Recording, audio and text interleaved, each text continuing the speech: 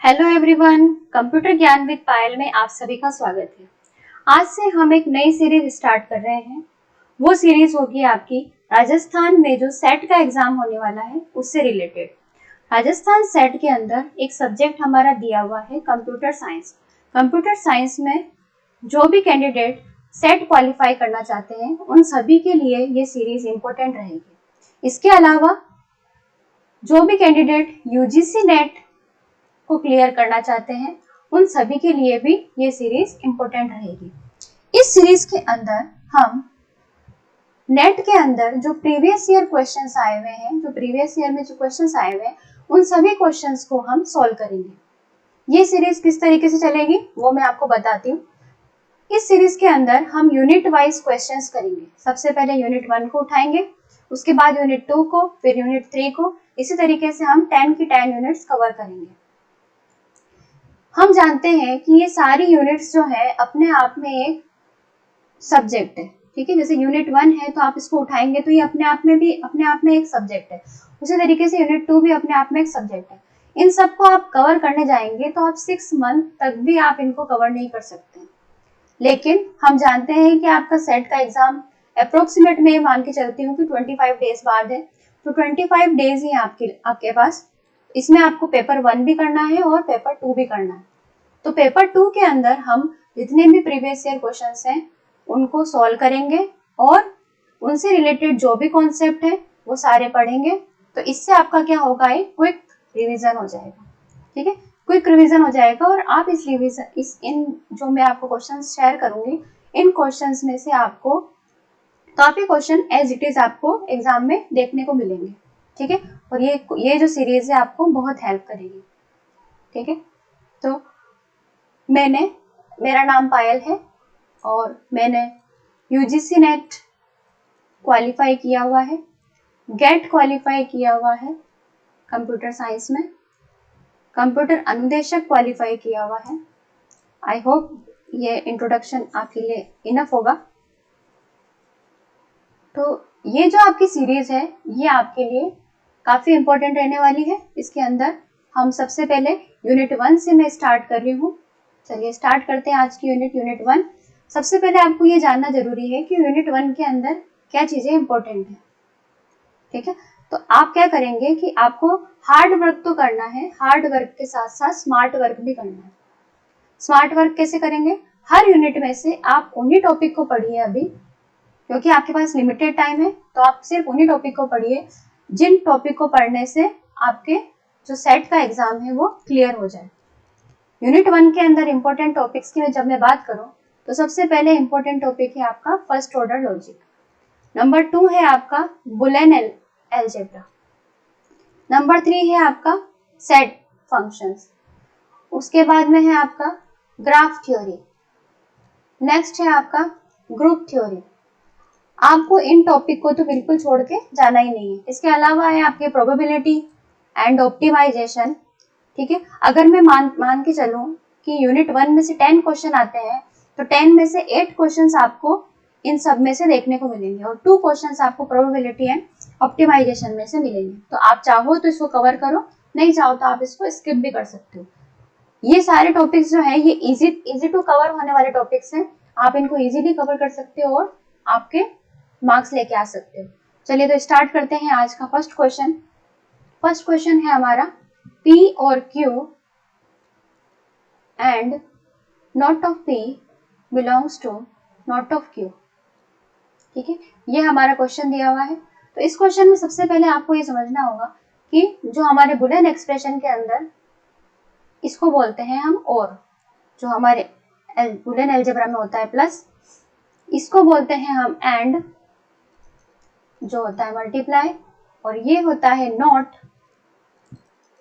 ठीक है। जिसको हम सपोज ये P नॉट है तो P डैश इस तरीके से लिख सकते हैं, ठीक है। और एक जो आपका इंपॉर्टेंट होता है P implies Q। P implies Q को जब आप ओपन करोगे तो लिखोगे P डैश प्लस Q, या फिर इसको आप लिख सकते हो नॉट ऑफ P और Q, ठीक है। दोनों तरीके से आप लिख सकते हो। अब देखिए इसके अंदर सबसे पहले सॉल्व करा मैंने, इसको मैं शॉर्ट फॉर्म में लिख लेती हूँ P plus Q multiply P dash implies Q dash. सबसे पहले इसको मल्टीप्लाई कर लेते हैं, P dot P dash plus Q P dash implies Q dash. P और P डैश मिलके क्या बन जाएगा आपका 0। किसी भी वेरिएबल को उसके कॉम्प्लीमेंट से आप जब मल्टीप्लाई करते हो तो 0 बन जाता है। ठीक है, तो क्या बचा आपका P डैश Q, इसको ऐसे भी लिख सकती हूँ मैं, इम्प्लाइज Q डैश। ठीक है, तो इसको जब हम ओपन करेंगे तो क्या होगा, P डैश Q का whole dash plus Q dash, इसको ऐसे लिख सकते हैं। तो कैसे हो, इसको जब डी मॉर्गन्स लॉ से इसको ओपन करूंगी मैं, तो P डैश का dash plus Q dash plus Q dash. तो Q डैश और Q डैश 2 बार आ गया, तो क्या आएगा, ये सिंगल हो जाएगा Q डैश। और किसी भी वेरिएबल का डबल कॉम्प्लीमेंट तो वो ऑटोमेटिक वही वेरिएबल आ जाता है। तो क्या आंसर आएगा अपना, P प्लस Q डैश। तो P प्लस Q डैश इस फॉर्म में अगर हम देखें तो होगा P और नॉट ऑफ Q, इसको ऐसे लिख सकते हो। तो क्या आंसर होगा आपका, P और not of Q। Answer 1 is correct. I hope ये आपको क्लियर हो गया होगा। नेक्स्ट क्वेश्चन है आपका फर्स्ट ऑर्डर लॉजिक से। फर्स्ट ऑर्डर लॉजिक से आपका क्वेश्चन है। इस क्वेश्चन के अंदर उन्होंने क्या बोला है कि सबसे पहले आपको ये ध्यान होना चाहिए कि ये साइन क्या होता है और ये साइन क्या होता है। ठीक है, इस साइन का मतलब होता है फॉर ऑल। जब हमको सारे ही एलिमेंट की बात करनी होती है तो हम इसको लेते हैं फॉर ऑल, इसको लिखते हैं। और इसका मतलब होता है एग्जिस्टेंशियल क्वांटिफायर। इसका मतलब होता है एग्जिस्टेंशियल क्वांटिफायर। इसका मतलब एग्जिस्टेंशियल क्वांटिफायर का मतलब है एटलीस्ट 1। ठीक है, सारे की बात नहीं होती, इसके अंदर एटलीस्ट 1 की बात होती है। ठीक है, इसको आप इस तरीके से समझ सकते हो कि मेरे पास कोई चॉकलेट का कोई सेट है, उसके अंदर है मेरी पर्क, डेयरी मिल्क और मंच, सपोज ये दे रखी है। तो मैं अगर बोलूं कि फॉर ऑल चॉकलेट के अंदर क्या आ गया, पर्क भी आ गई, डेयरी मिल्क भी आ गई, मंच भी आ गई, और एटलीस्ट 1 अगर एग्जिस्टेंशियल क्वांटिफायर लगाती हूँ तो इसका मतलब हुआ एटलीस्ट 1। एटलीस्ट 1 का मतलब हुआ कि इनमें से कोई से भी एक, चाहे तो मैं डेयरी मिल्क ले आऊं, चाहे मंच ले आऊं या फिर पर्क ले आऊं, ठीक है, कोई भी एक। चाहूं तो मैं सभी ले सकती हूँ, लेकिन इनमें से किसी भी एक की अगर बात करती हूँ तो वो क्या होगा, एटलीस्ट 1। मतलब एक तो चॉकलेट है ही है। अगर मैंने कहा कि ये सारी चॉकलेट है तो फॉर ऑल लगेगा, और मैंने कहा कि एग्जिस्टेंशियल क्वांटिफायर और इस ग्रुप के साथ डालती हूँ तो इसके अंदर कोई ना कोई एक चॉकलेट तो है ही है। उसी तरीके से हम इस क्वेश्चन को समझते हैं। ये बोल रहा है there is a country that border both India and Nepal. ठीक है, उसकी जो बॉर्डर है वो India and Nepal. There is a, ठीक है, ऐसी एक कोई कंट्री है, देयर इज ए के साथ आएगा आपका एग्जिस्टेंशियल क्वांटिफायर। ठीक है, और उन्होंने कोई वेरिएबल लिया है सी, और कंट्री के लिए लिया है उन्होंने कंट्री सी। तो इसको मैं यहाँ नीचे लिखती हूँ, कंट्री सी, इस तरीके से लिखा है इन्होंने। उसके बाद में आपको ध्यान रखना है कि आपका जो एग्जिस्टेंशियल क्वांटिफायर है उसके साथ आता है हमेशा एंड का साइन, और फॉर ऑल क्वांटिफायर के साथ आता है आपका इम्प्लीकेशन। तो ये ऑप्शन गया, ये ऑप्शन भी गया। ठीक है, अब इन्होंने कोई ऑपरेशन काम में नहीं लिया है, तो ये क्या बोल रहे हैं कि ऐसी कोई बॉर्डर जिसकी जो कोई कंट्री से रिलेटेड है इंडिया और नेपाल से। इसका मतलब क्या है, एंड इंडिया एंड नेपाल से, लेकिन ये तो सही नहीं बोल रहा है। तो आपका आंसर क्या होगा, ऑप्शन 4। ऑप्शन 4 कैसे होगा, कोई ऐसी कंट्री जिसकी जो बॉर्डर है, बॉर्डर किसी सी किसके लिए आया, किसी कंट्री के लिए, तो कंट्री से उसकी बॉर्डर किससे लगी हुई है, उस कंट्री से, एंड उसकी बॉर्डर किससे लगी हुई है, उससे नेपाल से, उस कंट्री की बॉर्डर किससे लगी हुई है, नेपाल से। तो आपका आंसर क्या होगा, ये वाला option 4 is a correct answer. अब ये देखिए नेक्स्ट क्वेश्चन। नेक्स्ट क्वेश्चन के अंदर इन्होंने बोला है कि आपको मॉडल्स फाइंड आउट करने। मॉडल्स का मतलब होता है कि सपोज मैंने कोई दो वेरिएबल लिए ए और बी, अगर मैं इनकी ट्रुथ टेबल बनाती हूँ, ए प्लस बी की ट्रुथ टेबल बनाती हूँ, देखिए 0 0 0 1 1 0 और 1 1, ये कोई टेबल बनी है अपनी, तो क्या इसका आंसर आएगा 0 1 1 1, यही आंसर आएगा। तो इसके अंदर मॉडल का मतलब है कि नंबर ऑफ वंस कितने हैं, नंबर ऑफ 1 की बात हो रही है, नंबर ऑफ 1 प्रेजेंट कितने, नंबर ऑफ 1 कितने प्रेजेंट है 3, तो इसमें मॉडल कितने हो जाएंगे इसके अंदर 3।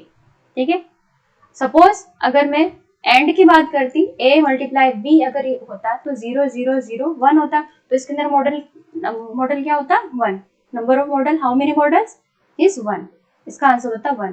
तो अब इसको सॉल्व करना है आपको, तो इसको सॉल्व कैसे करेंगे, उसी तरीके से 4 वेरिएबल्स का आप इसके अंदर ट्रुथ टेबल बना लीजिए, a b c d, ठीक है, इस तरीके से कोई ट्रुथ टेबल बनेगी। और इन सबको क्या करना है आपको, और इन सब के बीच में क्या लगा हुआ है, और साइन। तो और साइन का अपन मतलब जानते हैं कि एक भी 1 मिल जाता है आपको, ठीक है, एक 1 भी मिल जाता है तो वो क्या हो जाता है आपका 1 हो जाता है, मतलब ट्रू हो जाती है वो वैल्यू, ठीक है। तो नॉट ऑफ ए 0 0 0 0, ठीक है, नॉट ऑफ ए क्या होगा 1, नॉट ऑफ ए क्या होगा 0 का 1 हो गया, ठीक है। उसी तरीके से नॉट ऑफ बी क्या होगा 1, नॉट ऑफ सी क्या होगा 1, नॉट ऑफ डी क्या होगा वो भी 1, तो इसका आंसर क्या आएगा 1। उसी तरीके से 0 0 0 1 यही होगा नेक्स्ट। तो नॉट ऑफ 1 1 नोट करेंगे तो 1 1 1 और ये 0, तो इनमें से कोई भी एक भी 1 मिल गया तो क्या हो जाएगा 1। उसी तरीके से कितने आपके इसके अंदर एलिमेंट्स, कितने आपके नंबर्स बनेंगे इसके अंदर 16, 0 से लगाकर 1 1 1 तक यही बनेंगे। लास्ट वाला अपन देख लेते हैं 1 1 1 1, जब आपका 1 1 1 आएगा तो जब इनका कॉम्प्लीमेंट करोगे तो क्या हो जाएगा 0 0 0 0, तो सभी 0 आ गए तो क्या आ जाएगा आपका 1। तो ऐसे आपके कितने आपके होंगे मॉडल, कितने होंगे आपके 15, जिनमें आपके 1 प्रेजेंट होगा और एक ही आपका जो होगा जिसके अंदर आपका 0 प्रेजेंट होगा। तो आपके मॉडल की नंबर ऑफ मॉडल कितने हो जाएंगे इसके अंदर 15। क्लियर हो गया, आई थिंक आपको क्लियर हो गया होगा। इसी तरीके से हम और भी क्वेश्चंस मैं आपके साथ लाती रहूंगी, और भी इंपॉर्टेंट क्वेश्चंस आपके साथ डिस्कस करती रहूंगी। तो आज के लिए इतना ही। अगर आपको ये सीरीज इंपॉर्टेंट लगती है और आपको कुछ भी बेनिफिट होता है इस सीरीज से, तो please do like share subscribe to my channel. Thank you so much.